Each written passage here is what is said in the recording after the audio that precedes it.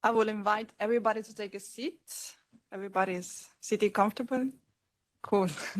I think we can start. Good morning, everyone, and a very warm welcome to the event European Food Forum called Innovation in Food Processing Technology, the Case of Protein. My name is Maria Teresa Bucco. I'm a Public Affairs Manager at the Novo Nordisk Foundation, and I have the privilege to be your moderator for today. Today, we are going to embark an interesting journey on protein diversification from agricultural practice to innovative food solution, all aimed at ensuring food security, sustainability, while achieving EU autonomy. In October 2023, the European Parliament adopted its report on protein diversification, calling on the European Commission to strengthen its action towards creating a protein ecosystem. Brussels right now is impatiently waiting for the updated revision of the protein strategy. We will hear soon from Koen today. And our conversation will be built on this background to address the challenge as well as the opportunity for fostering a resilient protein ecosystem. This event is organized by the European Food Forum, an independent, political-led and non-partisan multi-stakeholder forum organized and led and governed by the members of the European Parliament. Thanks to the forum and particularly to Luisella Resi for having us today, and of course to the members as well to have organized this event. Just a couple of instructions before the discussion starts. The event is recorded and will be available online on the European Forum website in the coming days. We want to have a totally interactive discussion, so feel free to raise your hands, or for the friends joining us online, put the question in the chat box. And if you wish to share what you are hearing today, please use the social media with hashtag Let's Talk About Food. I'm delighted to welcome our co-host for today, Mr. Ademov. He is a Bulgarian member of the EPP and substitute in Agri Committee. So without any further ado, I will pass the word to you. Добър ден. Аз ще говоря на родния си език български. Добър ден отново. Ще говоря на родния си език български и благодаря на преводачите за съдействието. Уважаеми лектори и гости на събитието, в рамките на Европейския форум на храните организираме това ключово събитие заедно с колегата Ирен Толере относно протеините и иновациите в технологиите за обработка на храни. Като следствие от водещите събития през последните години, а именно пандемията COVID-19, войната в Украйна, високата инфлация, нестабилността на пазарите, а сега и протести на европейските фермери, за нас като политици, не само като политици, но и като консуматори, става все по-важно да бъдем сигурни, че нашите фермери ще имат възможност да продължат производство на храни и ще бъдат защитени в своята дейност. Бихме искали да осигурим надеждна и диференцирана верига на доставки на храни и да има повече прозрачност и убеденост в продуктите, които слагаме на нашата трапеза. Отчитаме фактите, че има нужда от повече информация относно устойчивостта на храните, изследванията и иновациите в производство на животински и растителни протеини, както и сигурност в пазарите с оглед постоянно нарастващото население. Затова и призовахме Европейската комисия да изготви всеобхватна стратегия на Европейския съюз с цел увеличаване на потенциала за производство на протеини, които да са основа на визия за стратегически и устойчив план за действие. Нуждаем се от разработване на цялостен подход, който задължително включва земеделските стопани, заедно с цялата верига за създаване на стойност в областите на храните. Искаме европейското селско стопанство да стане още по-конкурентно способно в областта на протеините, предназначени за храни и фуражи.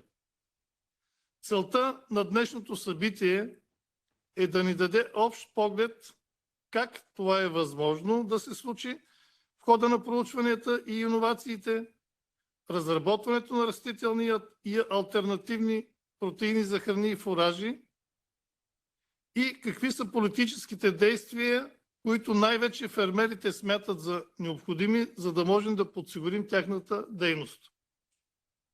Знаем, че без нашите фермери няма храна. Това трябва да бъде водещият интерес на всички политици и заинтересовани страни. Основният въпрос, на който бих се радвал да дадем отговор днес, е как можем да стимулираме фермерите, за да не се отказват да се грижат за нашата продоволствена сигурност.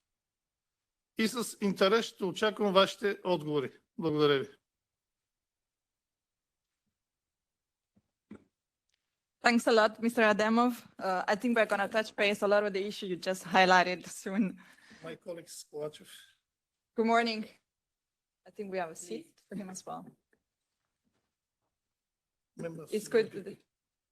Good morning, member of the EPP as well. So I'm happy that we have an additional MEP with us today. Unfortunately, Madame Irene Tolere cannot be with us today, but she will join us later on for the concluding remarks. She is also the chair and one of the co-founder of the forum. I'm happy now to go to the first session.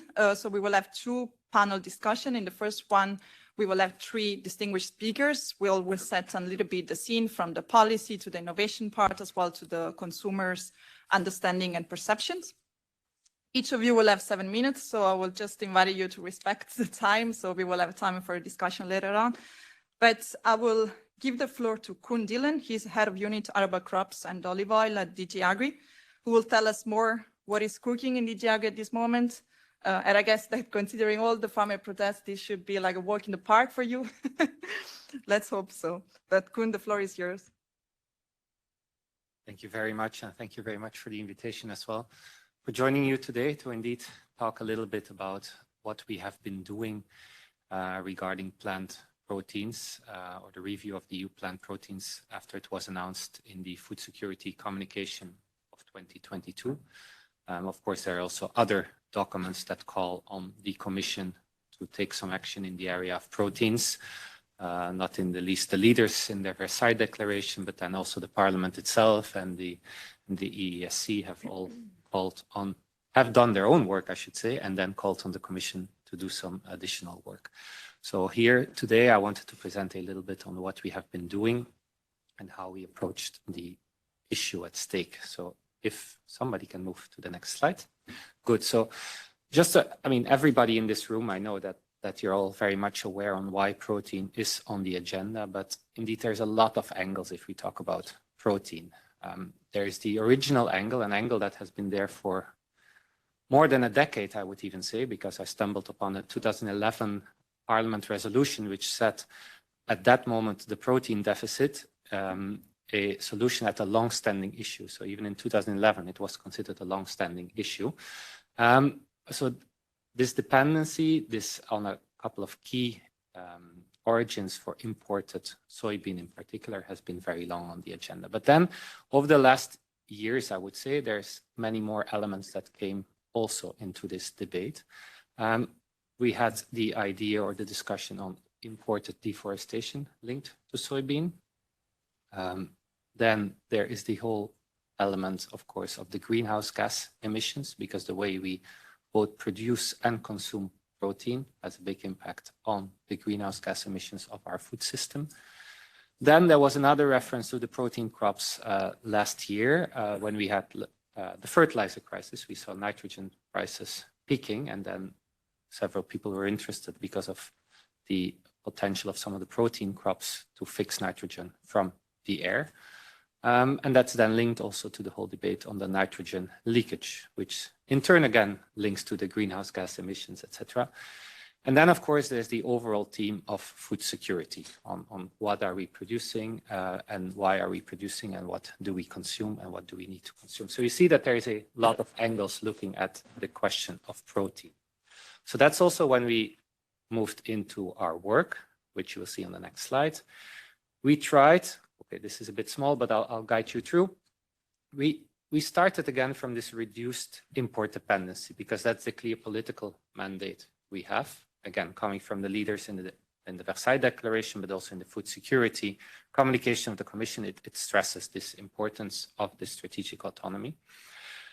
But then, since there are so many issues, you cannot only look at the most simplistic solution, let's say, or the most easy solution where you say, okay, instead of importing it, let's produce it. We thought, no, the question is broader than that. And we have to look at, indeed, how can we produce protein crops in the Union?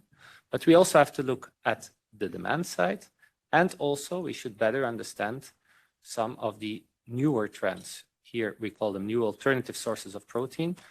But I'll come to what we mean there and what we have done there. So what you have on this slide in green, just to sketch, is what we want to do in addition to the latest protein work that was done in 2018. So what is in black is already kind of captured in 2018, and what is green is new. So if we look at the idea of, okay, let's produce more protein crops, plant protein in the EU, there was already the idea that we have to, of course, increase the economic profitability along the chain and find a role in the food system. I think that was there, and we still very much support that you have to create a business case, that you have to create a chain for protein crops.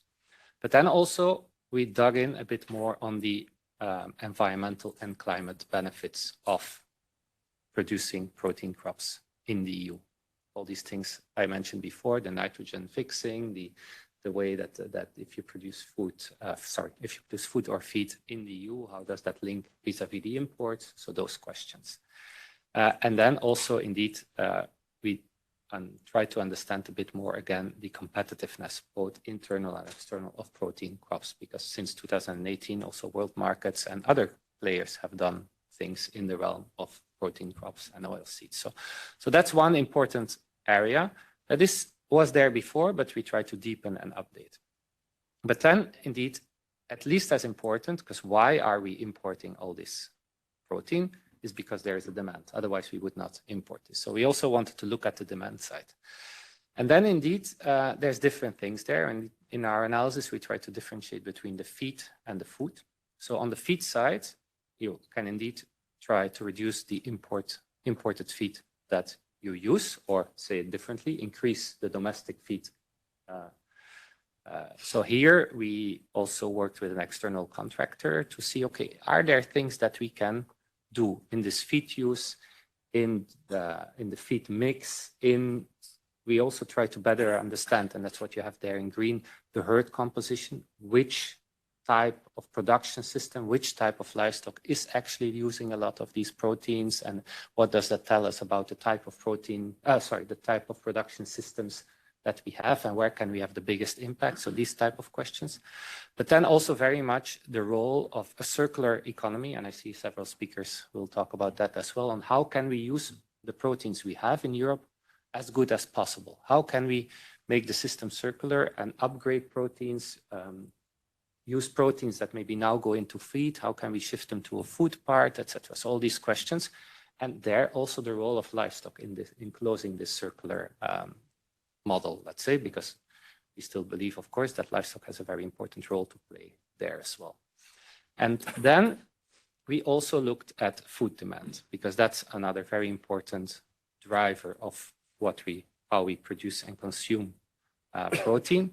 Not only plant protein as such, because that's one thing, what's the share of plant protein in our diet, in our consumption pattern, but also what and how much of animal protein is there in the diet, and what are the trends there, and do we understand how that moves?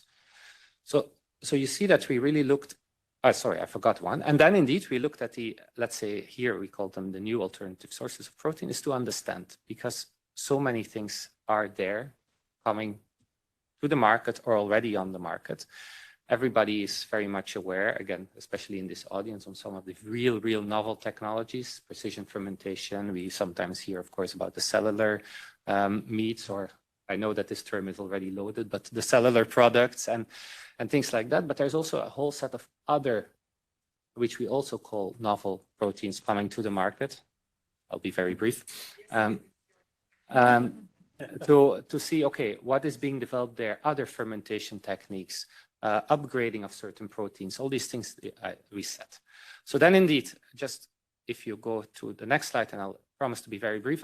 So we wanted to take our time on this. So there's a whole timeline. There's a lot of elements that went in that I can explain at some point, but I think it's important that we did try to do workshops with member states, with stakeholders, to discuss the facts, to discuss what do we know and how do we move forward. As you see, there's no end date yet, so we're still very much working on finalizing the report. But we hope that, of course, as soon as possible, we can then come forward with the findings, the facts, and then also the areas where actions can be taken in this area. So that's it from my side. And sorry for being a bit longer. No, it's okay. Thanks a lot, Koen. Perhaps a round of applause for this presentation. But I'm sure we will have some questions later on. We are going to the second guest for today. She's Kari Tromsø, chair of the IT Food Think Tank on protein diversification.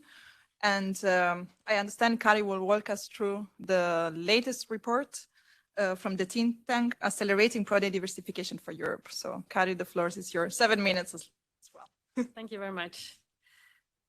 Just as well for me. If you can put the first slide up. Yeah, we are just trying to fix it. Well, I can get started while waiting. So thanks for your introduction.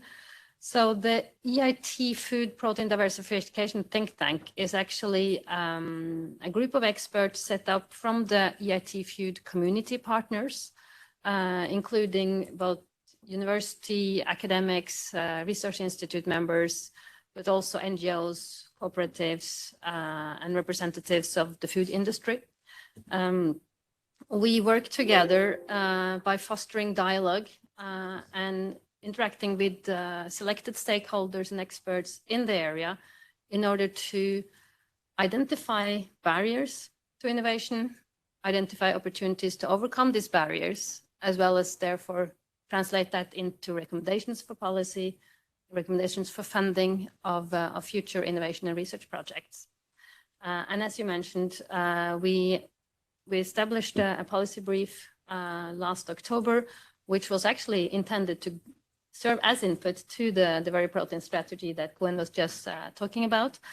And as you very well introduced, the reasons why we need to diversify protein have been covered. This brief addresses several elements. It was created as a collaborative effort by the experts of the think tank, but not only. We also conducted a series of structured interviews with stakeholders and experts in the field in order to get a much wider view, a total 360-degree tour of the question, with also concrete examples that you can read. There will be a QR code coming up later on. In terms of highlights from the paper, first of all, we know that we need to go through a systems transformation in the food system. And as was mentioned, looking at the proteins we used and getting to a shift from intensely farmed livestock proteins being the majority to balancing it with other types of protein is key. So you can already move to the next one. Yeah, thank you. And actually, good news is that protein diversification is one of the best investments that can be done. A study by Boston Consulting Group showed that for every euro invested in protein diversification, there's a bigger greenhouse gas emission reduction than a euro invested in any other industry. So that's the good news. It's not a very expensive investment. There's good results, great opportunity. And yet, in the period 2007 to 2020, according to a report by the European Commission, only 1% of the total food systems funding was allocated to alternative proteins. So there's a great potential to do more. You can move to the next one. Next slide. This is really a turning point. There is a lot. Oh, that went a bit too far. Back one, two more. This one. Next one. Yeah. So we feel there's really room for improvements. There are great ambitions in the Green Deal, in the Farm to Fork strategy. but still difficult to see it implemented. We're lacking a comprehensive policy framework. So we were very hopeful for the protein strategy to set bold statements and bold emissions and long-term timed goals, and hoping that the report will contribute to getting there. It requires policy on every side, from farmers, the new CAP, all the way to consumers and consumer labeling and understanding consumer habits and willingness to change. It requires R&D funding, and it also requires better ease through the process of novel food approval, for example. Fact is that we have a very solid framework for novel food approval that we should maintain. The food safety is of vital importance, and we're gold standard for the rest of the world.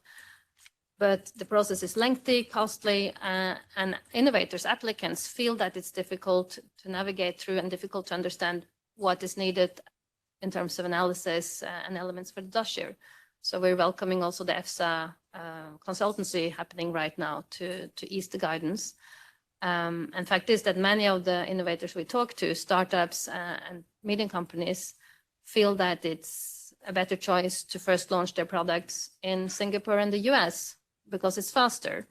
And that's a shame. They are relocating, so we are, losing our competitive edge by losing those innovators to other regions. If we move to the next one, what we really feel as a think tank is important is to look at the system as a whole, to use a systems thinking approach and not thinking silos, not thinking linear value chains. It's a circular system where all actors need to be on board, from farm to fork, and using circularity systems and linear connections. And farmers are pivotal in the new food systems. They are today producing our food. They will be producing our food in the future as well, but maybe through different agricultural practices, moving to more sustainable regenerative practices, increasing soil health, increasing animal welfare, protecting biodiversity, water scarcity. But they will also be producing the feedstock for alternative proteins. They will transition to producing more pulses and lentils for plant proteins that can be used directly as food, but also the substrates and feedstocks to insect-based production, to fermentation-based technologies, precision fermentation, biomass fermentation, as well as mycelium from fungi, algae, and the others. So sometimes we hear echoes that they feel fear of alternative proteins, that they feel they will not be used for farmers, but it's the contrary, which is true. We still need nutrition and carbon sources for the new fermentation-based technologies. So we feel it's very, very important to get the farmers into the debate and find solutions together. You can move to the next slide. Yeah, we're just having some technical problems, so but no worries. Thanks for your ability. We also feel that's great technology out there. We'll see some examples in the second panel today, so we'll not go into detail. There's so many exciting innovations out there, but we need to help them through funding, through getting through the approvals, and in particular also with infrastructure. In our report, we highlight the specific need for infrastructure when it comes to scale up from laboratory proof of concept to a proof of concept in a bigger scale. And we're seeing great examples from other parts of the world in shared infrastructure with public funding in Singapore, in Israel, Canada, and Doha, for example. So that's also a clear recommendation our paper comes up with to look at funding and making facilities available for scaling up. And taking this to scale and taking it and we're happy to log onto our website and read the report and take any questions you have. Thank you. Thanks a lot, Kari, and perhaps like an external motivation to give you a round of applause for having made it without the presentation. We are sorry, but IT is never a given issue. Our technicians are here, but perhaps while we're waiting for this to be set, can I have a follow-up question to you? Because you stressed the problem of research and innovation as well, the updating right of the market. Do you think that right now we have the right policy in places for, enhanced research and innovation as well, like market pull measure to get the products on the market? Or do you think there are some gaps to be filled? Clearly gaps. As I mentioned, only 1% of free funding going to alternative programs in the previous horizon period. There's clearly need for more funding, both and in particular public funding to complement the private funding, because private investors will have a certain time horizon, relatively short in many cases, whereas public funding enables more long-term strategic and long-term innovation in the open area. It's also important to fund innovation that gives open access technology to many actors. So there's clear things to be done. There are good things coming now in Horizon funding, in the programs for VIP food as well, which also comes out of the Horizon Pod. But there's still a long way to go. Thanks a lot. Perhaps Kuna will come back to you right now and take advantage of the time. You highlighted in your presentation that we have different challenges that from the Commission you're looking at, from the role of livestock to plant proteins in diet. Do you think that all of these challenges as well as opportunities can coexist? Yes, I really think that, and that's what I always say, that this whole protein transition, or the way we consume and produce protein, is a story of opportunities.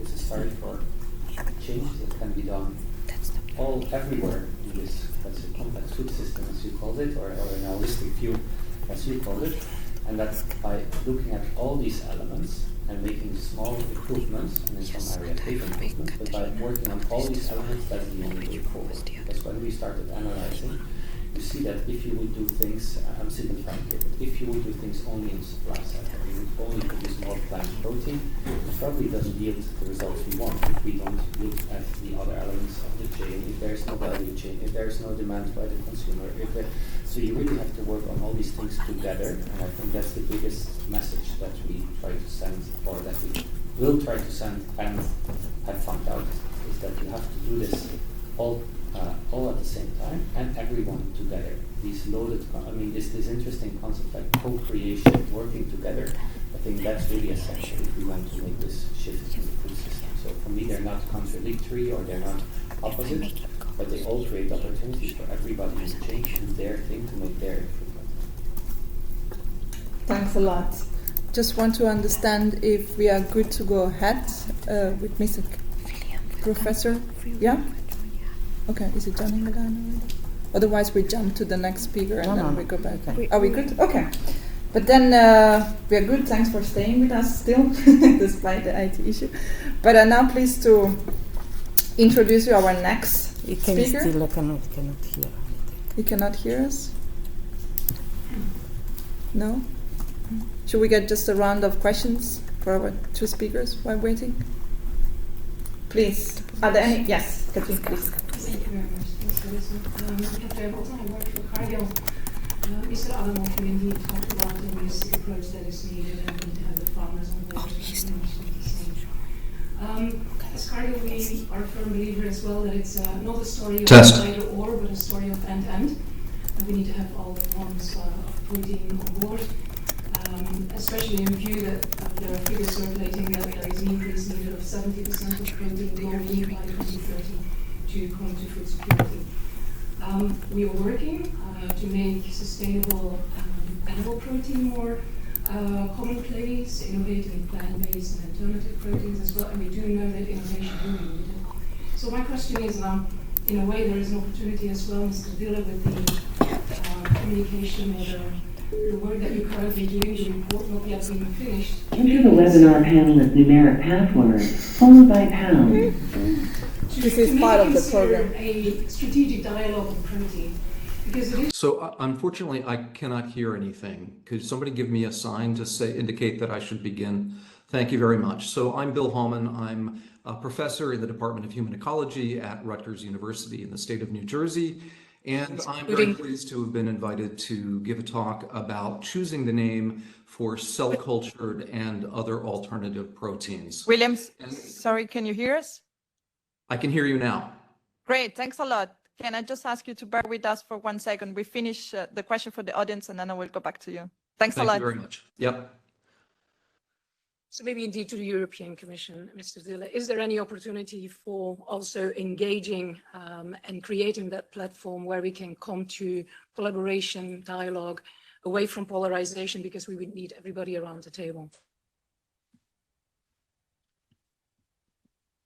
I don't know about a concrete outcome or whether something like that could work, but I very much agree with that is what we need. That's also, I went very quick on my last slide, but exactly why we had already 2 workshops with member states and the stakeholders. We tried to be as broad as possible because we invited everybody that we typically hear in the civil dialogue groups. I know that that's not everybody around, but indeed that's what we think is needed. And that's also why I stressed the need to start from the facts. And we really try to look in our analysis to establish a common understanding on a lot of these things, because it's polarized, I think, sometimes, because people have their own assumptions, premises, and it's good to first start to have a look on, okay, what exactly are the numbers? Who is using the soybean?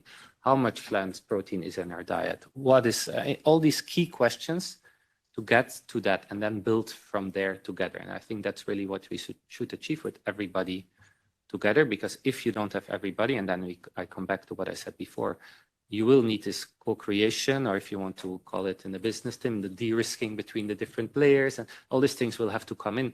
So you need this forum of discussion. Then in which forum it takes place, that's a bit difficult to say, but I think the dialogue is key. Yeah.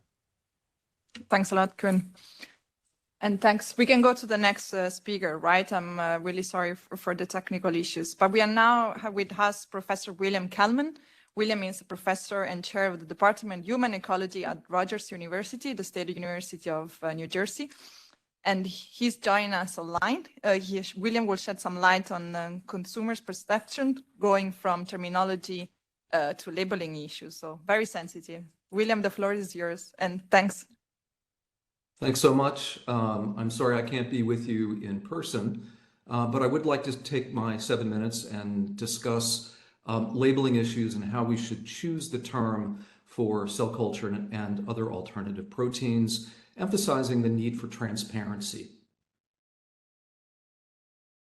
So I'd like to begin with why finding the right name is necessary. One reason is that most competent regulatory authorities actually require a name for food products that are truthful and not misleading.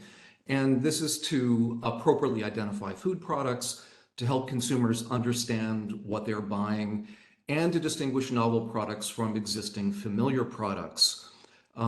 So there are regulatory reasons, but fundamentally consumers want transparency. So there are also perceptual reasons for choosing the right name. I also believe that consistent use of a common name on products can help consumers recognize novel products with particular benefits that they value. So if we're going to emphasize sustainability or nutritional value, for example, consumers need to be able to find those products. Consistent use of a common name can also reduce confusion in the marketplace. If it's consistently used in marketing materials, news reports, regulatory documents, and social media, it can also reinforce the identity of these products across categories and frankly make it easier for consumers to find information. Most consumers don't know anything about these alternative proteins. The first thing that they do to find more information is they go to the internet. If we have a common name, it's much more likely that consumers will find the correct information about these products.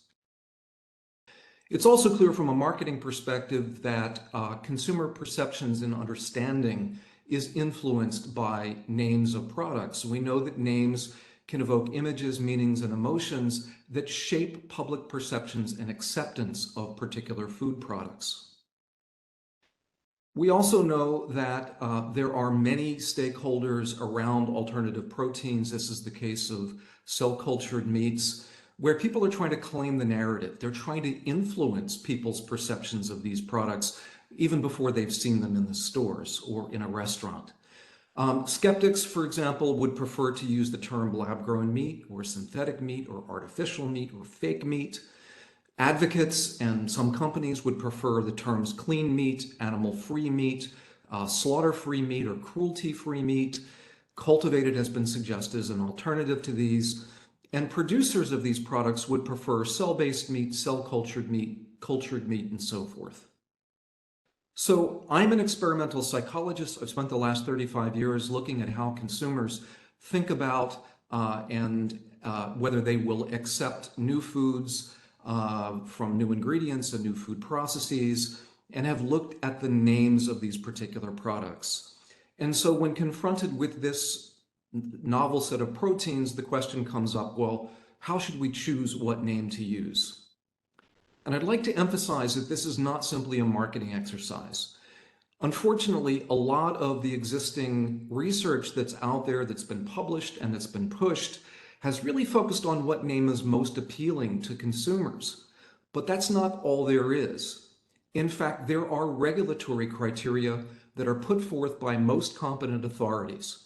So I was asked to respond to an FDA call for comments about nomenclature. FDA in the United States has jurisdiction over seafood products or most seafood products. And so I began to think about how would I do this? And I first came on, well, the key regulatory criteria is that it should be able to distinguish cell-based proteins from their conventional counterparts. And whatever name is chosen has to do that and be truthful and not misleading. And what I came to understand is that there really needs to be transparency about the process that's conveyed in the name. So if cell-cultured proteins are equivalent to their conventional counterparts in nutritional composition, in culinary attributes, then the key difference between those resulting proteins and the conventional proteins, frankly, is how they're produced. So an appropriate name should capture and communicate the underlying intuitive meaning of the product or the process. And frankly, given the claimed benefits of cell-cultured proteins, companies should really want to clearly distinguish their cell-cultured products from conventional products. But there's an issue here. Names have to communicate to consumers without prior information, without consumers knowing that the products actually even exist. So we can't assume prior knowledge that consumers will connect to this new name. We can't rely on consumers to already know what the product is. And in fact, studies around the world show that indeed most consumers are unfamiliar with the idea even of cell-cultured proteins. There are no products that are widely available on the market, so very few consumers have encountered them in real life, and there's been relatively limited media coverage. So the second key regulatory criterion that I figured out was that an appropriate name should enable consumers to recognize that they should not eat a cell-cultured protein if they're allergic to the conventional counterpart. So if cell-cultured salmon is made from cultured salmon cells and it contains the same proteins as conventional salmon, then you're as likely to be allergic to the cell-cultured salmon as you are to conventional salmon. And it's clear that including the name of the species from which the cultured cells are drawn would be important to clearly communicate this. We can't simply rely on an allergen warning. Often they're small, they're hidden, and consumers don't see them. But of course, it's not enough to simply have regulatory criteria. Companies need to sell these products, and we can't work against that. So 3 key consumer perception criteria: for consumers to be willing to adopt a common name. It should also not be disparaging either to these novel cell-cultured or to the conventional products, not evoke thoughts, images, or emotions that are inconsistent with the fact that the products are safe, helpful, and nutritious, and they should be seen by consumers as an appropriate term to identify the product. So I use these criteria, published 2 studies. You can access these, and I encourage you to do so using the QR codes, which I'll present at the end again. I presented these studies, published them, and most of the major industry people, the environmental folks, consumer organizations, and even the novel food folks really were behind the 5 criteria. USDA, which will set labeling for everything else, then sought comments. I did another study looking not just at seafood, but also at beef, chicken, and salmon, both in a whole form and in a ground form, put together packages to test the particular labels. The key results here, I found that cultured and cultivated as a term failed to differentiate the novel salmon products from farm-raised salmon. Cultivated as a term on beef products failed to differentiate a novel beef fillet product from a grass-fed beef product. And frankly, neither cultured or cultivated performed as well as a control in signaling that the novel chicken burgers were actually different from conventional burgers. So in summary, cell-based, cell-cultured, and cell-cultivated as names met the 2 regulatory criteria. Consumers were able to distinguish them from conventional products, but they were not significantly different on most consumer perception measures. What I did find is that cell-cultured as a term may have a slight edge with respect to consumer acceptance. Indeed, compared to the control products, which had no production term tested, the participants were as interested in tasting the cell-cultured products, in purchasing them, in ordering them in a restaurant, and as likely to serve cell-cultured products to guests as the control products, which would be seen as conventional products. And of course, these new products would be in the case next to the conventional products. Thanks a lot, William. Okay. Sorry Final to... word. It's important that a single term be used to identify the proteins that are produced using the same process. It will help consumers understand what they're buying, provide greater transparency in the marketplace, and permit unified regulatory oversight. I argue that common term across countries would be ideal, but realistically terms may differ across cultures and languages. That makes sense. All I'm arguing is that we use the same criteria to select the terms. And that is it. Thank you very much. Thanks to you, and round of applause for you as well. Mindful of the time, I would just like to ask the audience if there are any imminent questions for William specifically. I guess he's raising a lot of issue, very pertinent one. So any in the room would like to ask a question? Otherwise, I will go ahead. William, thanks a lot. I mean, this is a very timely, as you know, in the EU, cellular agriculture is very much in the spotlight right now. We have also like a guest speakers with us today. But perhaps one of the questions is like, if you think there are any good practices in terms of, building and a very informed consumers, as well, while considering giving the attention to not overwhelm the consumers. And on the other hand, try to not to create too many barriers to the industry, for instance, when we go to labeling.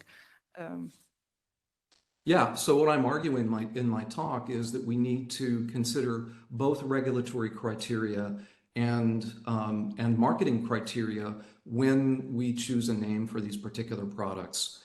Consumers need transparency. They need to understand what it is that they're purchasing, but companies also need the ability to sell the products. We can't choose names that are necessarily going to work against that. And if we could choose a name now and consistently use it, then consumers will become more familiar with the products and the processes over time, so that by the time products actually reach the market, some consumers will at least have a sense of what they are. Otherwise, they'll be a surprise. Thanks a lot. But with this, we conclude our first panel discussion. Again, thanks a lot for being with us today. We will soon move to the second panel. In the second panel, we have 5 speakers, mostly women, I will say. So Robert, you will be a minority, I feel. But yes, every speaker again will have 7 minutes. Please, again, I will invite to respect the time allocated. And yeah, we thank Koen. We understand he needs to leave. Thanks again. And I will invite somebody else to take the seat. So we fill the spot. Anybody from the audience would like to see? Next to Mr. Adamov, otherwise we move ahead.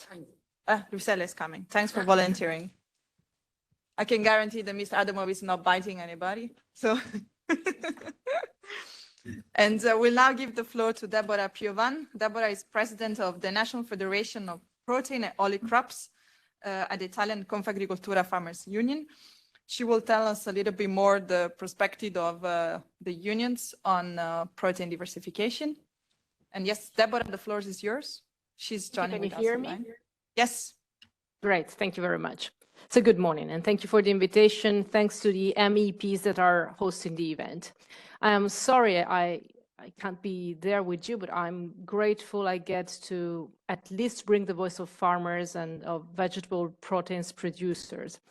As you mentioned, I'm a farmer and the president of the National Federation of Protein and Oil Crops. And in the years in my role, I have witnessed and participated in several attempts by the Parliament and by the Commission to take EU protein crops production and our dependence on imports under consideration.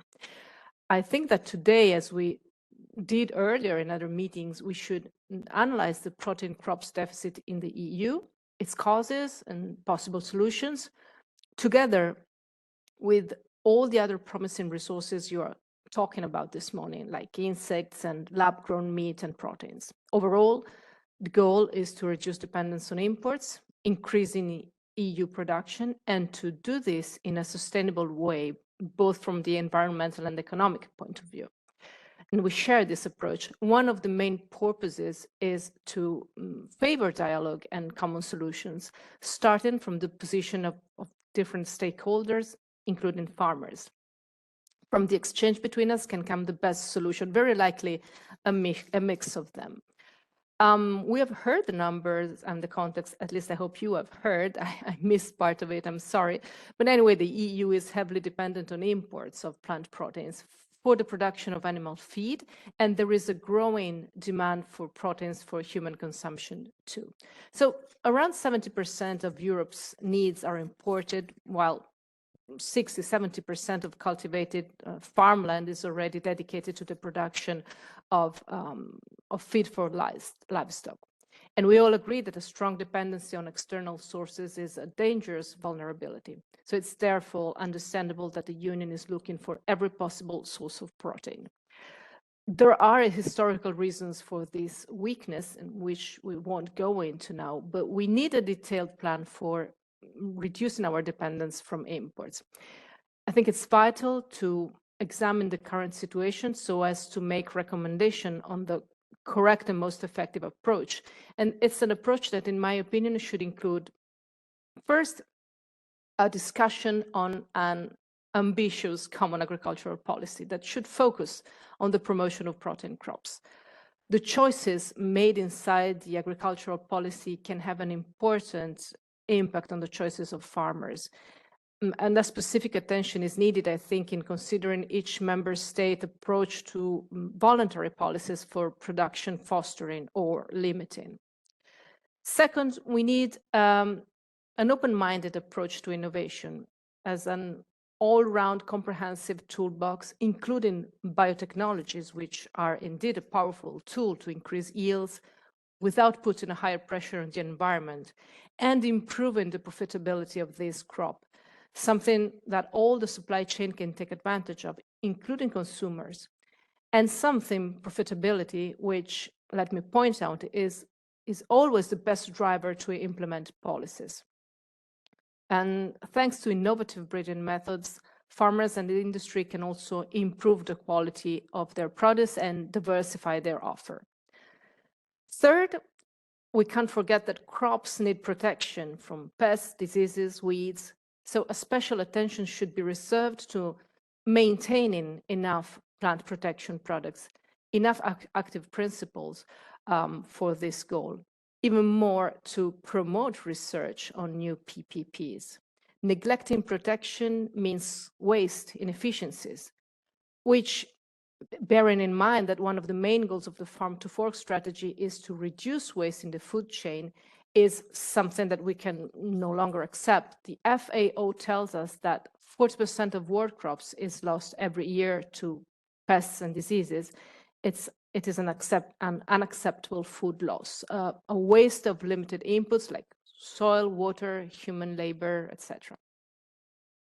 We have realized that we need a holistic approach to crop protection. All tools must be taken into account, made available to farmers. One of the approaches that is gaining attention is that of regenerative agriculture, and that means to be able to adapt our farming techniques to the different situations we find ourselves in, with the main goal of moving towards sustainable intensification, as the FAO recommends. This implies the ability to shift the focus from means to goals, from production protocols to the measurement of achievements in terms of soil production, of environmental sustainability, of food safety and security, and economic sustainability. 4, we need to foster strong food chains. For protein plants, it is essential to adopt a chain approach and a close collaboration with food processors who process and market high added value products made from protein crops sourced in the EU. And of course, a fair distribution of costs and benefits between the different actors of the food chain is vital. So to conclude and recap some of the possible solutions that we recommend. Policies that promote production. There is an important environmental aspect to this because European imports promote deforestation in the countries we import from. This has been proven. And this happens while forests in Europe haven't been this widespread since more than a century ago, which is good news, of course. But think of the nature restoration law that has just been approved and of its impact on EU food production and as a consequence of the mentioned impact on deforestation in the countries we import from. Promote a cultural and financial environment that fosters innovation, biotechnologies included. Don't leave farmers without tools to protect crops. And promote food chains and a fair distribution, both of planning and of revenues. Thank you. Thanks a lot, Deborah. Thanks a lot. We will come back to you with the questions at the Q&A. I will now happy to give the floor to Laura Girol. She's Director for European Plant-Based Food Association. Welcome, Laura. The floor is yours. 7 minutes, please. Okay, thank you very much. Can you hear me? Yeah. I'd like to thank the MEPs and the organization for inviting us. Allow me to introduce ENSA. ENSA is the European Plant-Based Food Association that represents manufacturers of plant-based alternatives to meat and dairy products in Europe. Our members range from large company to small family-owned business. And since its establishment in 2003, 20 years ago, ENSA has been raising awareness about the role of plant-based foods in moving towards a sustainable and healthier food system in Europe. As you all know, the European Commission has acknowledged several times the crucial need to transition towards more plant-based diets in order to promote healthy, sustainable, and resilient food systems and to address food security challenges. This is reflected in several initiatives from Farm to Fork Strategy, European Beating Plan, Cancer Plan, among others, but there is a lack, an absence of a comprehensive EU policy framework, and that hinders the development of the plant-based food sector. As it was highlighted by the European Parliament in its European Protein Strategy resolution from 2023, sustainable, diversified and domestic protein production must be recognized as a crucial aspect of the EU food and feed system because it's instrumental for achieving EU Green Deal goals and a resilient food supply chain. So within this framework, ENSA urges the European Commission to put forward a comprehensive EU protein strategy that provides a coherent and actionable approach for developing plant-based protein sector foods, particularly for direct human consumption. In our view, this can only be achieved if plant-based proteins are a priority across all EU policy areas, while ensuring that the full value chain approach is taken from farmers to consumers. There are a number of issues that hinder the development of the plant-based proteins, from lack of investment, research and innovation, scalability, availability of raw materials. But since we only have 7 minutes, I'd like to concentrate today on several barriers that affect the consumption of plant-based foods. And I will concentrate on 3 of them. So consumer acceptance, as a speaker has already touched upon, it is crucial to promote plant-based foods through promotion and educational programs to raise consumer familiarity with those products. For example, the inclusion of plant-based dairy alternatives in the school scheme would be an alternative to raise awareness, and the inclusion of plant-based proteins in the agricultural promotion programs, which is now not an option. There are some very big labeling issues. So we've seen several national bans to the use of animal-derived denominations that are happening across Europe. And there's also a lack of a framework that allows front-of-pack nutritional labels that allow comparison between nutritional composition of plant-based foods and animal counterparts. And last but not least, unfortunately, plant-based foods tend to be more expensive than their animal-based counterparts. So affordability, it is an issue for scaling up and increasing the consumption of plant-based products. So for instance, a level playing field on the VAT would be much, much needed, encouraging member states to set up a level playing field on VAT between plant-based foods and their animal-derived products would be a step ahead to tackle affordability. So thank you very much. Thanks a lot. Thanks a lot, Laura. And I mean, you made it in 5 minutes. No, I mean, congratulations. Let's see if the others. To pass 3 key messages. That's great. Make it short to the point. You did it. Easier to remember. So it's true. It's true. Thanks a lot. On consumers. And I think it's perhaps a different view that only one of the speakers has touched upon today. So completely. Thanks a lot. We will now move to Robert Johns. He's president of the Cellular Agriculture Europe, and he will bring the perspective of the cellular agriculture industry. Great, thank you very much. Looks like the slides are working too, which is great. We can go ahead and go to the next slide. Just a caveat at the top, there's a variety of photos throughout the short slides that I'm going to present that are actually product photos from our members at Cellular Agriculture Europe, which is, there we go, some beautiful pork belly and hoisin sauce. My goal is to make you all hungry before lunch as well. So Cellular Agriculture Europe is an industry association based here that represents 9 companies that are making a variety of products using cell-based cell culture technology. We have companies that are represented in the EU, the UK, Switzerland, and Israel, making a variety of products ranging from beef, pork, even foie gras, and just fats as an ingredient. In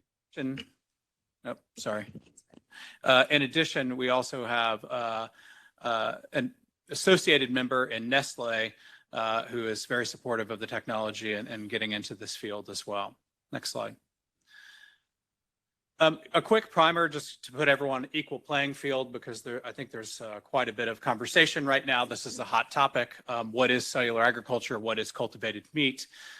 It's the process of making animal-based foods and other products directly from the building blocks, the cells themselves, rather than raising the entire animal. Anything that you can start with an animal cell, you can make a product, including any sort of beef, pork, poultry, even eggs and dairy. And some companies are beginning to move into other non-food products like leather as well. The sample of cells can be drawn from a live animal or from a fertilized egg, as an example, and no need to kill the animal in the process. Next slide. So why do this? I think we've touched on this, but I want to put a concrete figure to it. It's because even while meat consumption may be going down in certain parts of Europe, globally it is skyrocketing.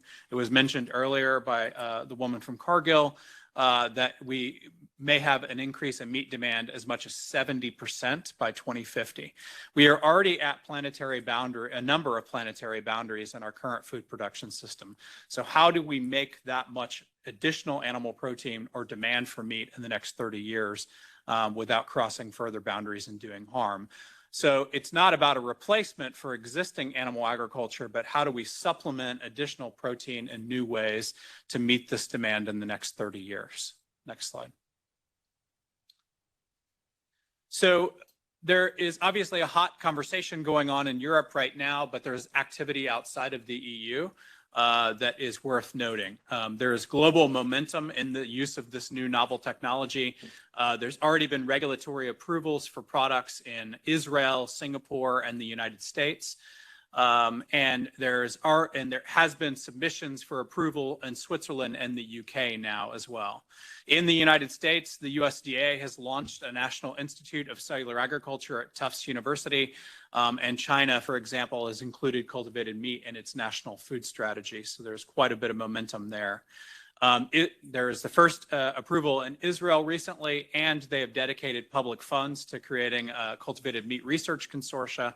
And in the EU, an example of that would be the Netherlands, also committing 60 million euro towards a cellular agriculture ecosystem. But here, closer to home in the UK Research and Innovation Institute is funding complementary proteins to the tune of 20 million pounds so far. And that's largely because of the creation of the new cellular agriculture manufacturing research hub at 12 million pounds. So there is quite a bit of activity even outside of the EU while we are having this conversation. Next slide. I want to address a few points of what I would classify as misinformation because this is such a hot topic right now, and surely you've heard these or you will hear these points.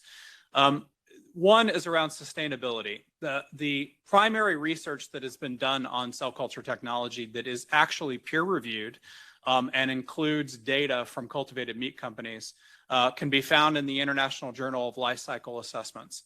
And what it found is that depending on what type of energy you use, whether renewable or some power mix, and what type of protein you're making, what animal it comes from, you could achieve as much as a 92% lower carbon footprint, especially with beef and beef cattle.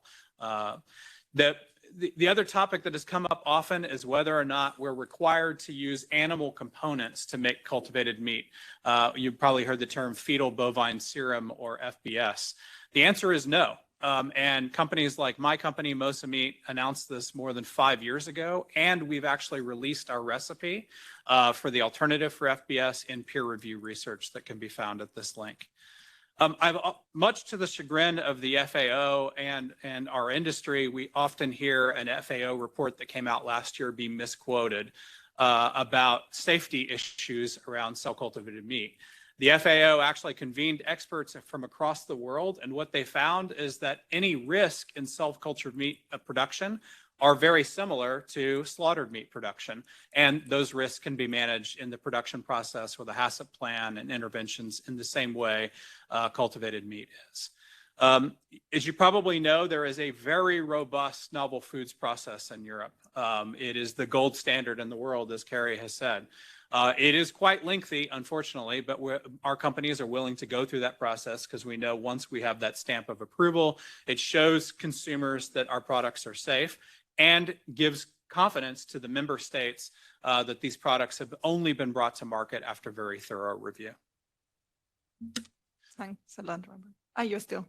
Yeah, I will be very quick. No worries. 1 minute left. Yeah. You can make it. Actually, Deborah said it best right before me in that the goal should be reducing our dependency on imports. And the best mix for the future and the protein mix for the future is probably a combination of all of these technologies that are going to be talked about today. We do not see cultivated meat as a silver bullet. I don't think plant-based products are a silver bullet. I don't think regenerative agriculture is a silver bullet, any of them. It's all of these things together as a new protein mix that will get us to the solutions that we need to meet the triple threat of the climate crisis, biodiversity loss, and food security in Europe. And with that, I'll close my remarks. Thank you. Thanks a lot, Robert.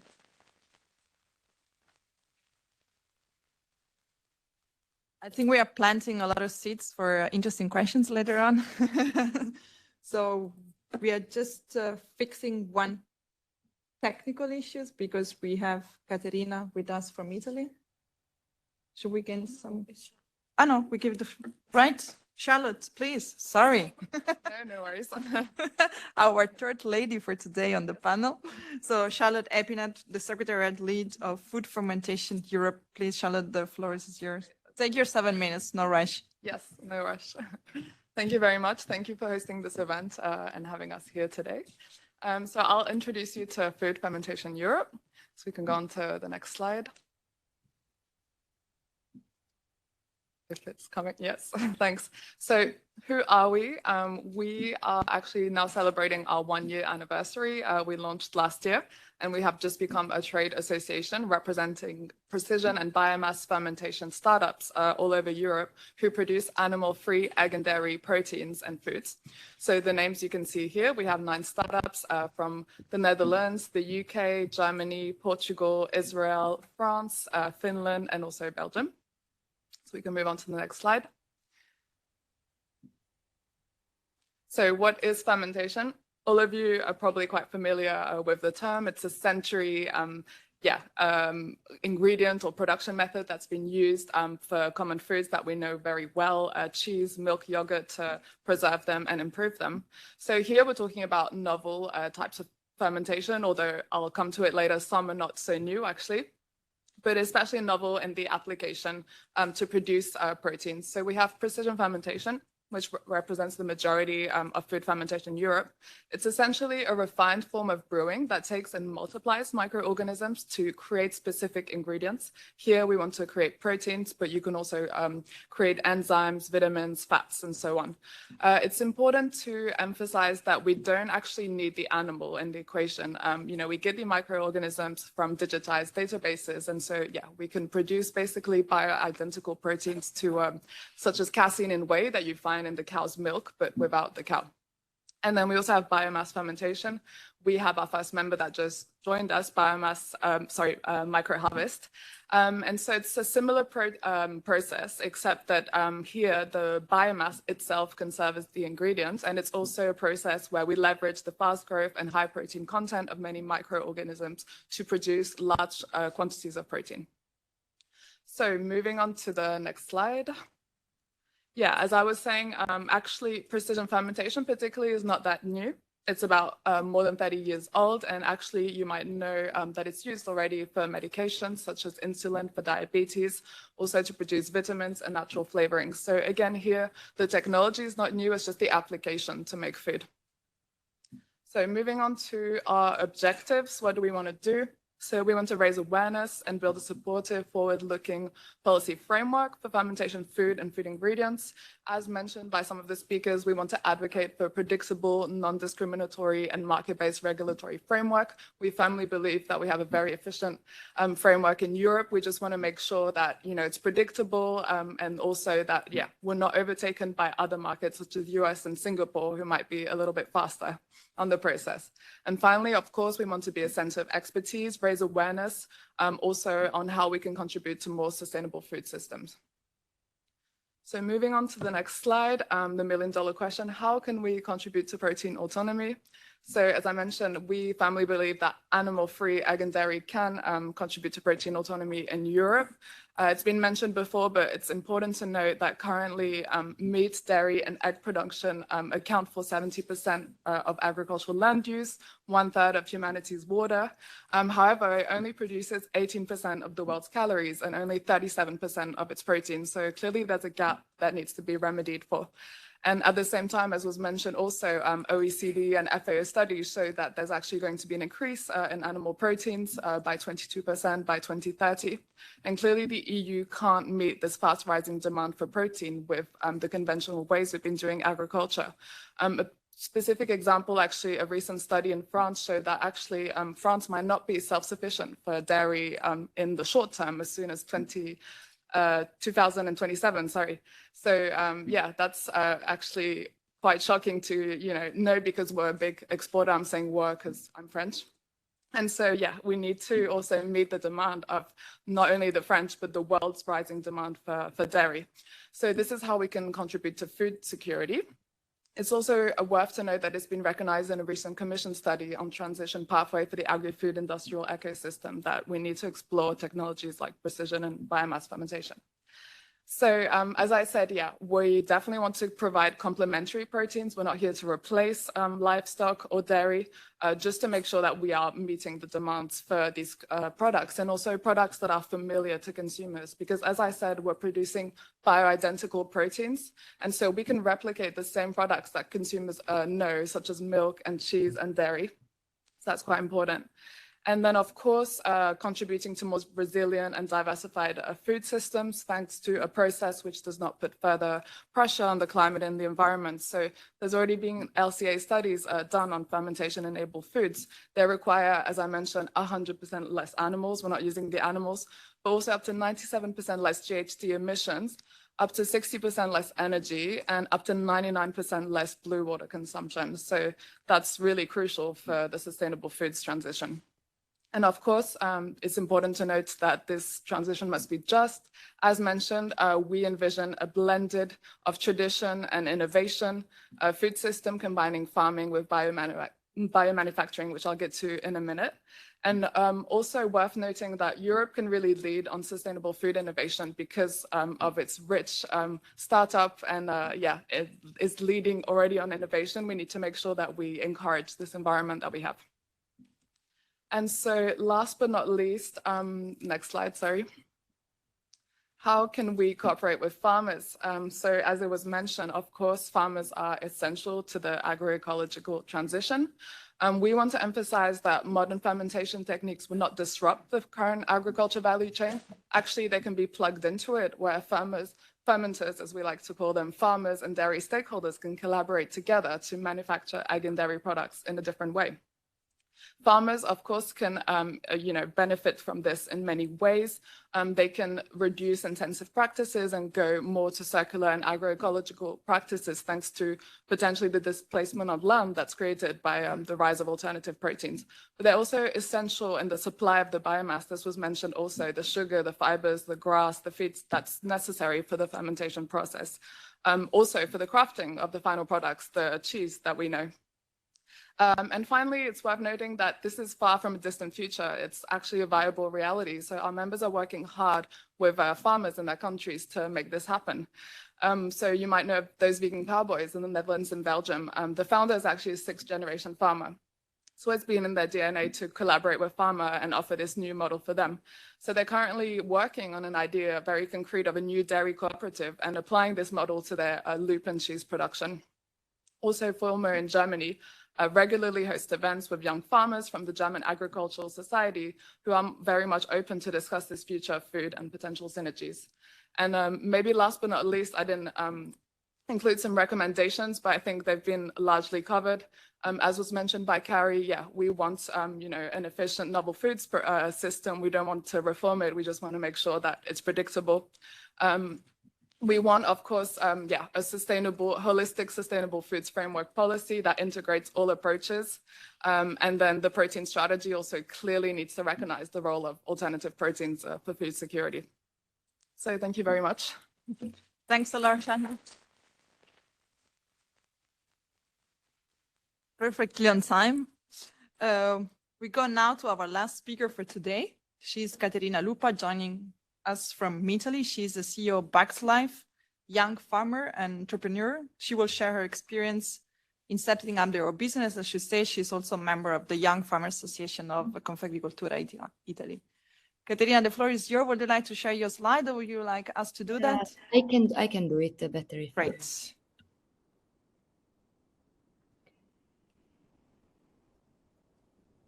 second, sorry. By the way, Bugs Life, it's the name of a famous Disney cartoon. Yes. Can you see the slides and can you hear me? It's just put them in. reference. We need to Yes, find the link. now I we are think it's not a good enough study, famous, actually. so we don't have to change the name, and maybe one day we will have to change it. I Okay, so So, can you hear me? Can I start? Yes, we can. Okay. Please go ahead. Thank you very much for the invitation, and it's very nice to see all these different approaches for one solution. So thank you for putting us all together. I'm the CEO of Bugs Life, so I'm also talking about the protein gap, and I think this was already addressed. So one of the possible solutions to address the protein gap that we are facing in Europe is the insect rearing. In particular, insect rearing, it's an opportunity because it is a farm breeding, animal breeding, but it has low inputs, local, and also circular. In particular, what we are doing is rearing black soldier flies. We are developing the technologies for the black soldier fly rearing, and so there are different insects that we didn't talk about insects, but mainly crickets are used for food, and then there is the black soldier fly that is used for feed. So in particular, we focus on the black soldier fly for the feed sector to enhance a circular transition in the entire food system. The protein gap, okay, here I'm referring to Italy, but actually this is a situation that we are facing all over Europe. So the dependence on import in the feed, but also on the fertilizers. And this we can see, I mean, this dependency on import for feed or for food, we can see that also in an economical perspective. Here, for example, I have the fish meal price, and fish meal is the primary source of animal proteins for livestock. And as you can see, it has been increasing for 20 years because we cannot longer access the sea. The seas are due to the sea depletion. So we need to find alternative solutions. This is the reference market of insect. As you can see, also the insect as feed is a growing market, but also the aquaculture. In fact, aquaculture, I think this year they reached the fish that is fished. It has reached the same amount of the fish that is farmed. So we are also working in a prosperous market sector. Here is our partner, the black soldier fly. Sorry, I see now that I have some slides that haven't been translated. So this insect, this is the cycle. So we start from small eggs, then we have different phases of larvae, pupae, and then we have the adult. It's an insect that is spread all over the world. It's not pestiferous, does not sting or bite, or is not a vector of any diseases. It contains protein and good fat. It has a rapid development and a good production rate. So this makes this insect very good to put inside an industrial and productive process. It is very resistant, and also it has no waste, but many products. And now you will see, because it's really into the circular economy. So what we do is that we take agricultural, but also agro-industry byproducts. We feed the larvae with these byproducts, and then from the larvae, we transform the larvae into protein meal. The protein meal can be used, and now here there is an image of the pet food, because it's one of the first market when we can arrive in terms of price. So for pet food can spend more money compared to farmers, but actually in Europe it is allowed to feed insect also in aquaculture, poultry, and pigs. So this is the rendering of a plant of insect rearing. It is divided into 4 zones. So we have the pink one for the eggs production, then the green one it's for the fattening. So it's where actually the bioconversion happens. So it's where the byproducts are fed to the larvae. Then we have the yellow zone for the harvesting. It's very easy to harvest the black soldier fly larvae because when they heat, they dry the substrate. So the separation happens with a mechanical sieve, and then the blue zone is for the processing. So we first dry the larvae and then we separate the fat from the proteins. The bug's life scope is also to have these insect rearing plants that are inside the entire food system, because we can take byproducts for the agro industry, but another byproduct that we can use is the heat. There are many industries. For example, we are inside a biogas plant that has a surplus of heat. This heat can be recovered to rear the insect, and then we reach the protein feed mill. So all the livestock sector, but also farmland in general, because the byproduct of the insect rearing is the fertilizer. So it's like a normal animal. It also has excrements. The Bugs Life plants, we call it agricultural sites because they are not too big. There are two different types of black soldier fly plants. One is very small and one is very big. Bugs Life propose plants that are an average between these two that can be inserted in the agricultural context. So they transform from 5 to 40,000 tons per year of byproducts, and it fits into the SME environment that we have in Italy. So where we have a lot of byproducts, but they are not all in the same place. So we can separate the productions. So what we are doing now is that now we are still completing and optimizing the industrial design. And our scope will be to spread this technology. We finished a seed round in 2023 for testing and design the plants and set up industrial protocols. And with this round, we made a group of partners, a group of stakeholders that are participating in our startup. We have people from the tech industry, from farmers, livestock. So let's say that in our startup, we put the entire chain together. And also we managed to sell the first industrial plant that we start the construction in July 2025. Where we will do also a Series A of investment. This is our board of directors. As I was saying, we had to look for people from many sectors, from the technology, macrobiology, and so on. And also our team is quite vast. We are looking for a design engineer expert in automation. If someone is in the audience that is interested, please don't hesitate to contact us. These are okay. Thank you.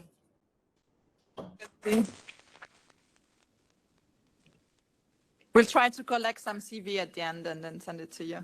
Thank you. But thanks a lot. We will pass now the floor to our last speaker for today. It's a special guest. His name is Peter Menzik, Senior EU Affairs Manager from EU Specialty Food Ingredients. Peter, you are a little bit penalized here. You only have 3 minutes. I know. I will try to be brief. Thank you for the opportunity to speak. And first of all, Specialty Food Ingredients is an umbrella association which represents more than 200 companies, either directly or via federal national associations and sectoral associations. We are a wide group of ingredients, which of course include also novel food ingredients, which we heard this is the topic of today for the novel proteins. Of course, we have more than novel proteins. We have novel carbohydrates, novel forms, vitamins. So we do have already some experience with the novel foods regulation, which is instrumental for the innovation to be the forefront of, especially in Europe, for the innovation industry and to enable to move towards food and healthy and sustainable food systems. So as regards our experience, we were advocating, because we are in Brussels since 1983, so we were advocating for speed in decision making, reasonable effort and cost of compliance for bringing new ingredients, novel food ingredients as well on the market.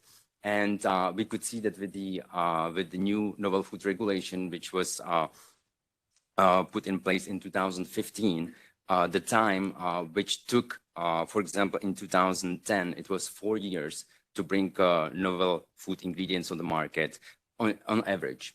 And after the novel food regulation, it dropped to 2. So we were able to put it on the market in 2 years. However, with the application of the transparency regulation, we can see that the time is going up again, and we can see that some novel food proteins, which are right now, it's a plant-based protein, which are right now evaluated by EFSA, the application was submitted already in 2021 after the application of the new transparency regulation. And we have 2024 and it's still at EFSA. So I would like to stress that the reducing the time between the initial investment and research to launch the products is crucial.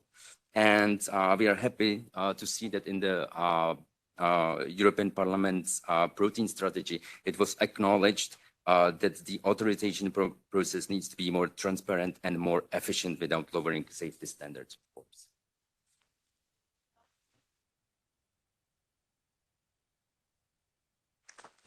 Perfect in time. We have now 30 minutes left until the end. I would like to open for Q&A. If there are any from the audience right now, I'll be happy to take. Otherwise, I have a very burning question. And this is to Robert, but as well to William from home. I mean, you underline the issue of, of cellular meat being so much under the spotlight right now. In a negative way, I will say. We have seen the experience in Italy as well as the discussion in the council here in Brussels. Would you, objectively speaking, point out to 3 main elements of why this is happening? Why do you think we arrived to be so negative about your industry? And where do you think we could work to change the course of the discussion? Maybe I'll take a first crack at that. Thank you for the question. I think first and foremost, it's so new. It's so new, and novel doesn't even really cover it, right?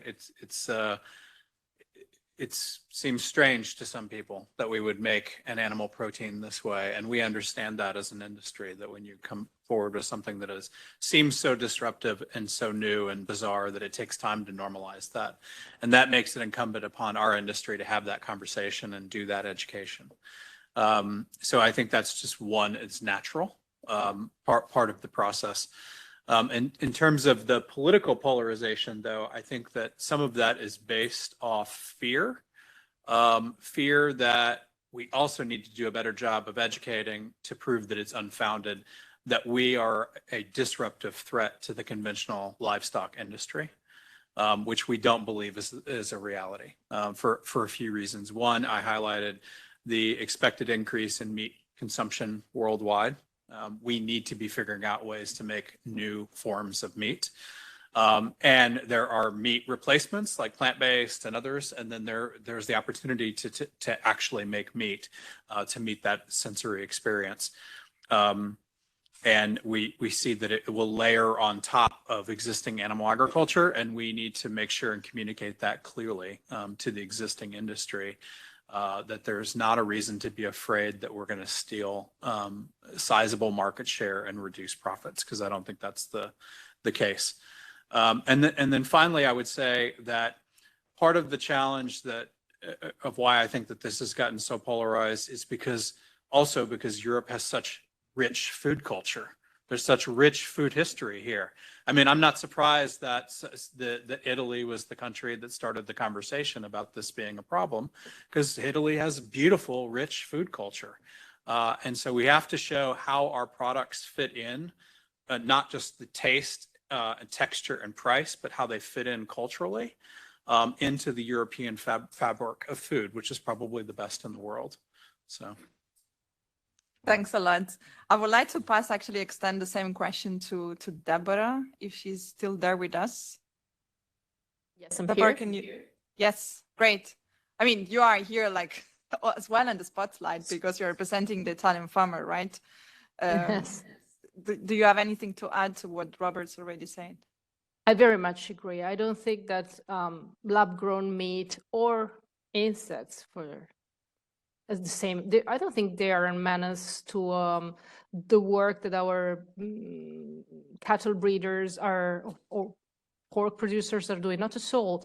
They're so very different products. Besides, I'm pretty sure that potential customers for those kinds of meat are not eating meat today. They are looking for alternatives, so why not offer alternatives?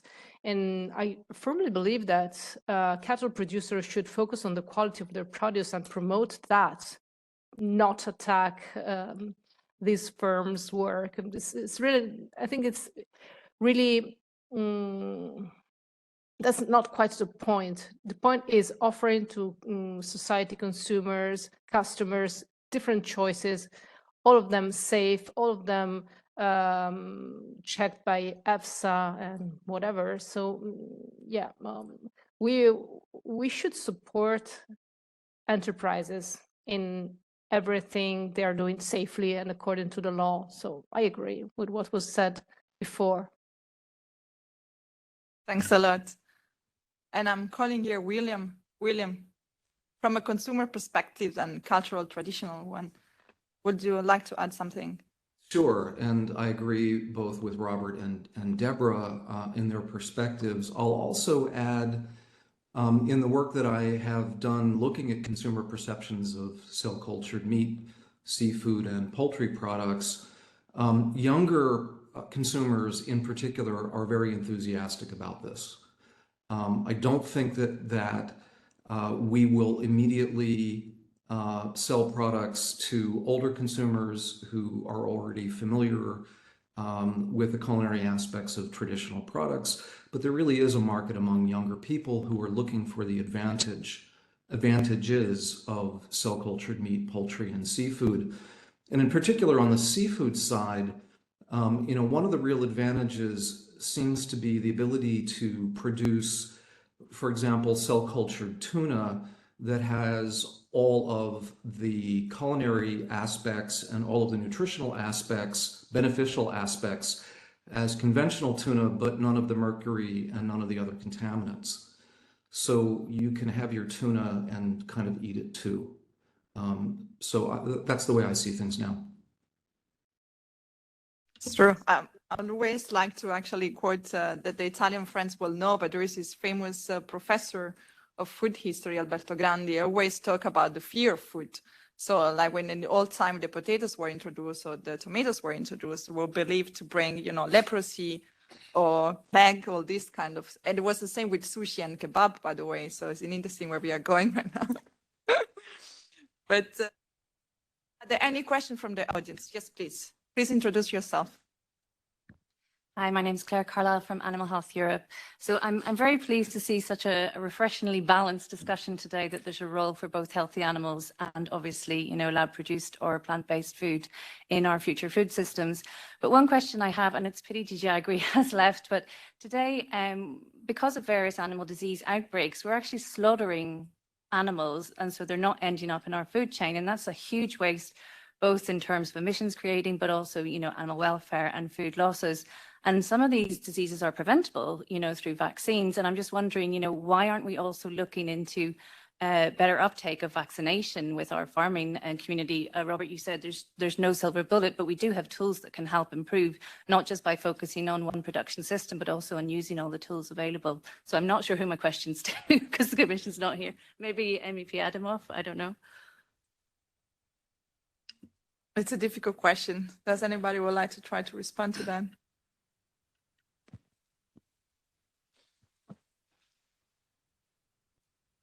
Да, интересен въпрос, защо животновъдите не използват ваксини. Според мен, защото се притесняват, че ще навредят на качество на месото. Доколкото аз знам, има такива опасения и трябва да ги убедим, че ваксините не са опасни, не са и вредни. За мен това е обяснението.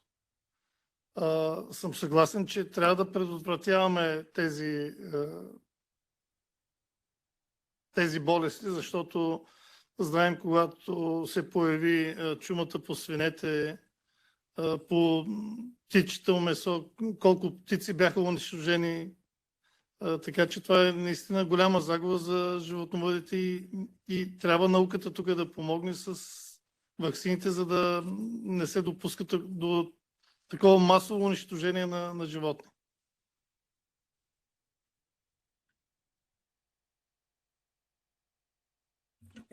Good point on science and innovation. It should always guide us. True. Are there any questions from the panel? Yes. It's not working. Yes. A question to Deborah Plovion from Farmers Union. Because, yeah, we heard Koen Dillon saying before that protein diversification can definitely be positive from looking at it from different angles, climate, environment, health. That's more obvious. I think the social, yeah, maybe my name is Evelien de Kuiperen from the Flemish Agency of Agriculture. And maybe the socio-economic advantages or opportunities for this protein diversification are a bit more complex. And you talked about instruments to stimulate this diversification on the fields, that instruments there are necessary. But do you agree that we also need more instruments to enable cooperation, not only within the agri food chain, but also beyond? And also instruments to stimulate or even push the demand sides towards responsibly and locally produced proteins? Yes, thank you for the question. Yes, I tend to agree. I mean, every tool that supports production and the diversification of not only production, but also of different consumption, different means of consumption, different sets of consumers, also through co-ops, why not? Every tool is very welcome. You know, farming and agriculture are not a thing. They're such a mixed, various set of sceneries, and it's, as you said, complicated, but more than that, it's complex. So yes, farmers and agriculture need different options, different solution, both from the inputs part of the equation and from the output. So who we are selling to, what do our consumers ask for, what kind of differentiation of diversification they ask for. And we have seen it today in this panel, I believe, and it was extremely interesting. So I thank you for this invitation. I've learned a lot. So yes, I agree with you. I would like to call back Katerina here. Katerina, are you still with us? Yes, I'm here. Great. And going back to my joke on the Disney cartoon, because for those that haven't seen it, actually in the cartoon, you have an army of ants fighting grasshoppers because they're stealing their food. So if we can take the same, designing for your own industry, do you think there is anybody out there from regulators to the society impeding you from fully implementing your technology or to reach, a broader clientele, if you want? Well, so as I was saying, we focus on black soldier fly rearing that is meant for the feed. So I see that for the feed, the regulation are way more open and also advanced. So for example, if you want to build a plant now, there are already many black soldier fly plants in Europe. So which means that the regulation made it possible. In Italy, since there is not yet an industrial plant, maybe more difficult, but it's because the European laws needs to be perceived by the locals. So this may be a bit difficult, but I can see that when I talk with the sanitary local sanitary agent, they're very welcome with us. I think the problem is more for the insect producer for the novel food, because the process, as many other speakers were saying, are difficult, and also it's very expensive for the for example, for the cricket farmers. They have to first they have to be authorized by the EFSA, but it's something that they have to do with their own money, so it may be a lot of time that they need to invest without being able to sell the harvest, so without selling the crickets. So for what concerns feed, I think we are kind of well. For the novel food is a bit more difficult. Something that we could enhance is the circularity, because we have many constraints on what we can give to feed to the black soldier fly, whereas the black soldier fly could be fed with many products. And if we could be a bit more open in the, I don't want to say waste, because we don't want to feed the insect waste, but maybe other byproducts that for now are not allowed. If we could open that, it would be, as they do actually in China, in South Africa, in these countries that imports the insect meal, they have more byproducts in which they can rear the insect. We have more constraint, of course, but still we could open it, still remaining safely, to enhance the circularity of the farming. Great, thanks a lot, Caterina. I mean, it's interesting how the feed, it's here like the winner, right? I'm now passing the word to Charlotte. I mean, going from feed to food. I mean, you are definitely in the category of novel food, sometimes in the GM legislation too. Where do you see, like, going forward, the best legislative fix? And perhaps, you know, going back to yesterday with the launch of the Biotech Biomanufacturing Initiative, do you think there are any interesting actions that could facilitate the uptake of your business or not? Yeah, thank you for the question. So yeah, it's essential to clarify, obviously, between novel foods and GM. As I was saying, well, we know that we're a novel foods pathway. We became an EFSA registered stakeholder, and we're already discussing and planning to submit the first applications in the novel foods. However, I think also the NGT files, and in the public's perception, it's still quite confusing for these novel products using microorganisms. Where do they fit? What happens? So just to clarify a little bit on, for example, precision fermentation, we do use a modified microorganism because we want to instruct it to produce a specific protein. However, in the end product, the microorganism is gone, and so essentially it can be seen a bit like a processing aid. It's made with and not without. And so even if we're confident that there will be clarity in the novel foods pathway, and that it will be the case. It's not the case for every company. Some companies have faced also duality, novel foods and GM pathways, but it's definitely more for political reasons also. Sometimes some member states, even if there's a processing aid and there's an intervention, even if it's not in the final product, the GM, they will disagree with that. So I do think we need more education and awareness because obviously we want to provide clarity to the consumer, and that will be reflected in the labeling, and we're very clear on the difference between the process and the result. But I think that biotech initiative that came out yesterday can really help, because it can also bring about the benefits of why do we need these products, because we're part of a bioeconomy.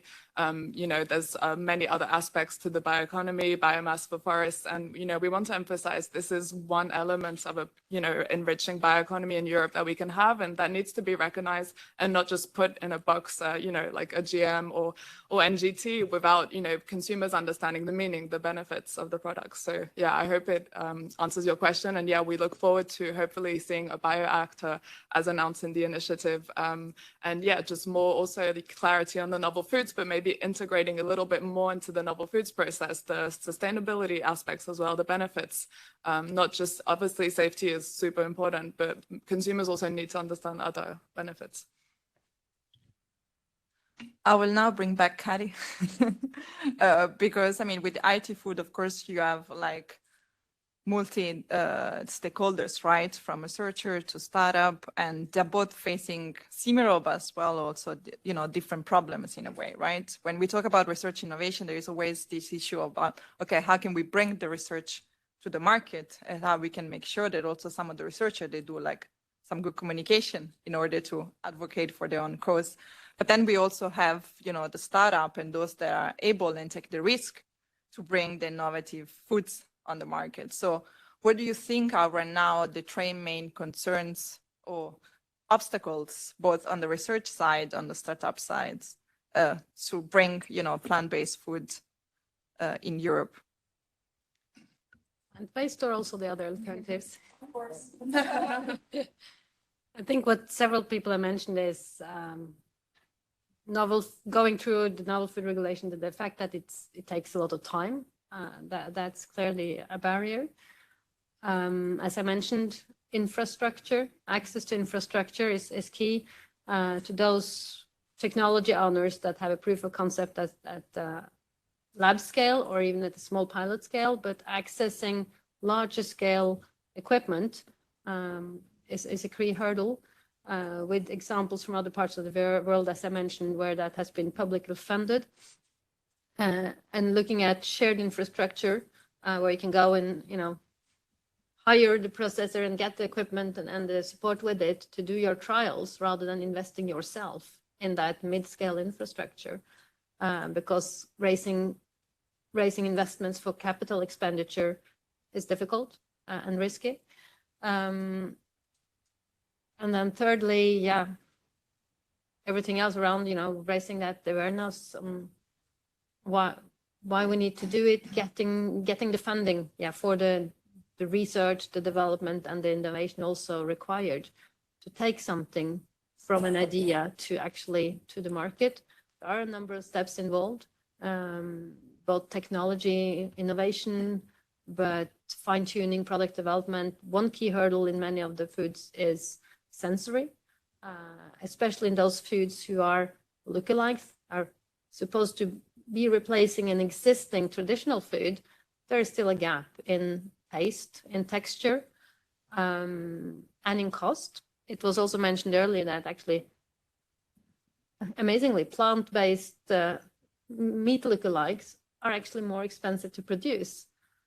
How can it be, you know, using a plant directly rather than an animal that has consumed a lot more plants to come to that stage? So there is indeed something there around how we subsidize farming, and looking at changing these incentives, as MEP Asenov also mentioned in the beginning.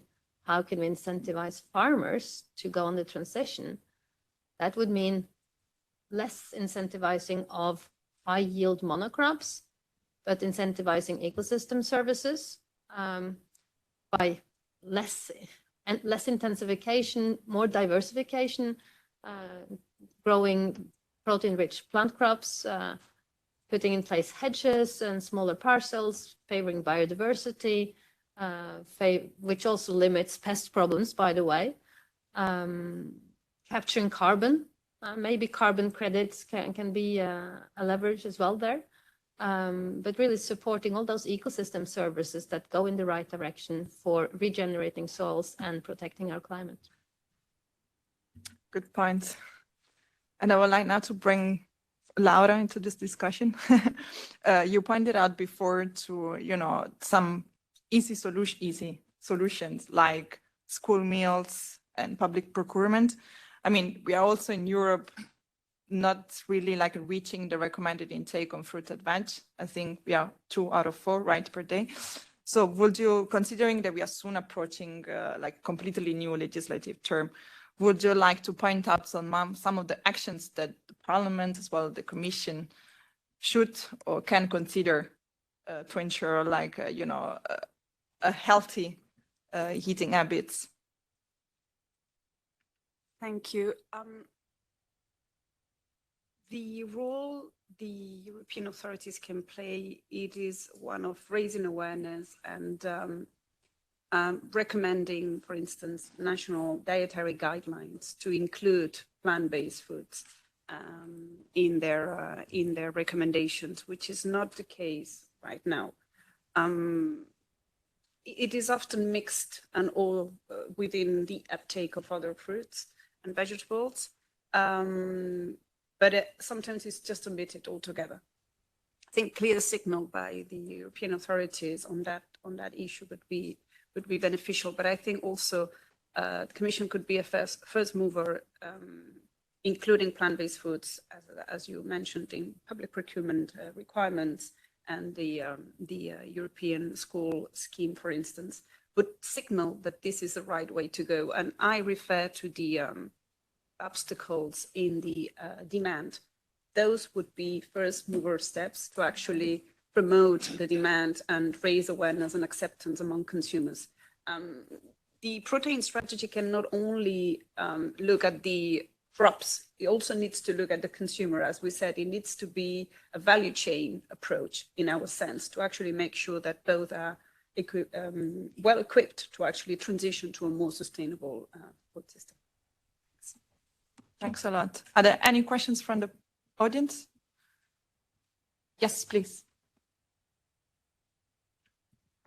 Good afternoon. I'm Glauco Bertoldo, agriculture attaché from Brazil.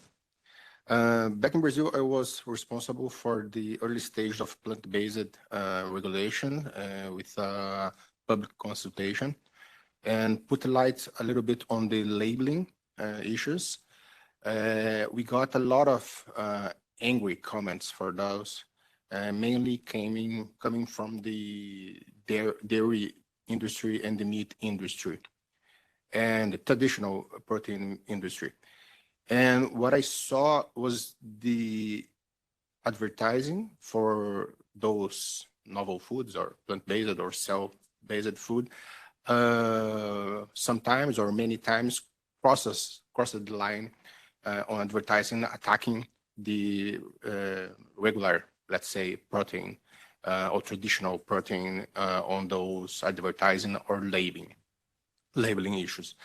And my question is how we can find the perfect timing for regulation, because what I saw, my biggest fear as a regulator back in Brazil was to not get it in time before it was decided by the court of justice, where perhaps we don't have as many technical discussions as we have here in the parliament or in the agencies, but who has the better lawyer or attorney is gets the decision the way they want. So how to find this perfect time to find a good way out of it? Thank you. Will any of you would like to respond to that? Or yes, please. Are you referring to the denominations debate? The fact that, okay, in that case, we have a very clear view that, and there are a number of studies that have been conducted in Europe on that issue, that there is absolutely, let's put it another way, let's find this consumer that has been misled by buying a plant-based burger, going home, putting it on a pan, putting it on his plate, eating it, and then only then realizing it actually was not cow meat. We haven't found it yet. So let's say it's a false debate. Okay, we understand it stems from a sense of protectionism. It stems from perhaps misguided attempt to actually contend the debate, but it is not truthful in the sense consumers are not being misled, because the labeling is pretty clear. At least all our members put vegetable or vegetable-like names next to the denomination. So that's pretty obvious to us. So if we're talking about denominations only, what we're seeing right now is an attempt to actually protect names that shouldn't be linked to only meat, because what we are putting on the market is alternatives, that we only use those names to signal the consumer how those products need to be used and consumed. They do not need to replace them such as such. They don't need to have the same nutritional values. They don't need to have the same composition. They are just telling the consumer, listen, this is an alternative to what you used to eat, and it's a vegetable alternative too. And that's very clearly named in the labeling. So this labeling debate, I think it's one of the things I mentioned before. As an industry, we kind of signaling the Commission in an open-minded way. There might be a need for regulating this in the future, because what we're seeing right now is attempts at national level to hinder that. And then we have problems in internal market. We all here to actually try to increase the scale and the adoption of these products. These kind of attempts do rather the opposite. So if we want to have a looking forward vision towards alternative proteins and plant-based consumption in Europe, towards a resilient food system, we need to attack this debate in an open-minded way and to actually cater for the needs of the consumers, not for the needs of the producers. Thanks a lot. I think we will have more to discuss after this event. But thanks a lot. Please join me in a round of applause to everybody. Thanks to the panelists, to Mr. Demo, to Luisella Resi. I mean, this has been an interesting event, and I hope everybody will leave the door a little bit more knowledgeable than before. Before passing the word to Mr. Demo, I would just like to remind you the next European Food Forum event will take place on the 16th of April on the side of the World Circular Economy Forum. It will be about food security. Please, Mr. Demos, the word is yours. Първо искам да поздравя модератора Мария Буко. Чудесно би се справила като председател на Европейския парламент. Много добре водеше събитието.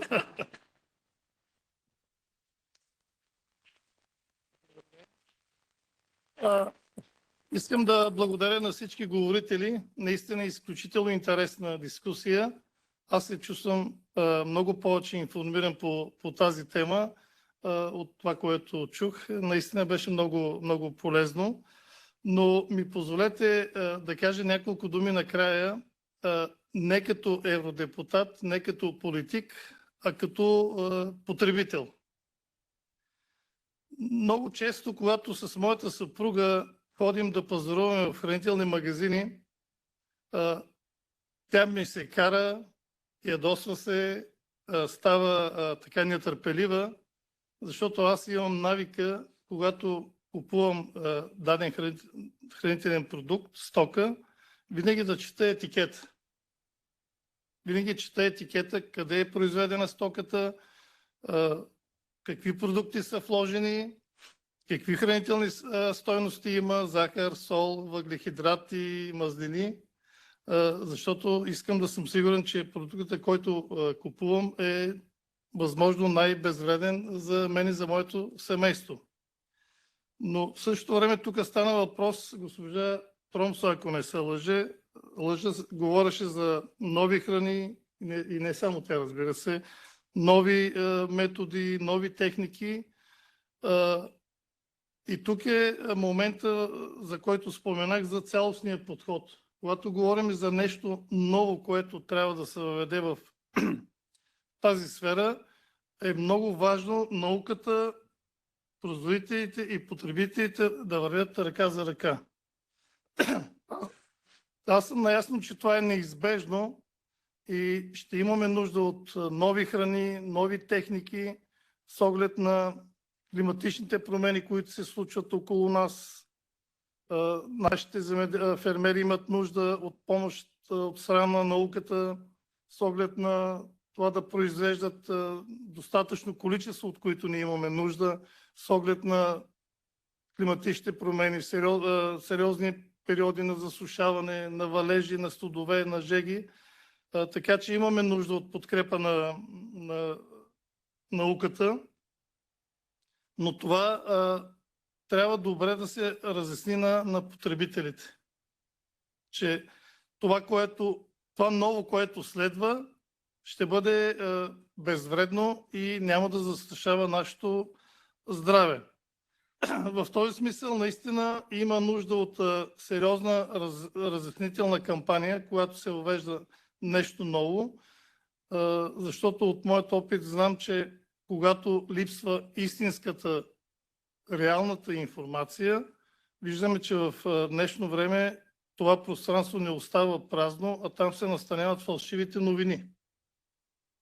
И като пример мога да дам това, което се случва в моята страна България, когато примерно стана темата за протеините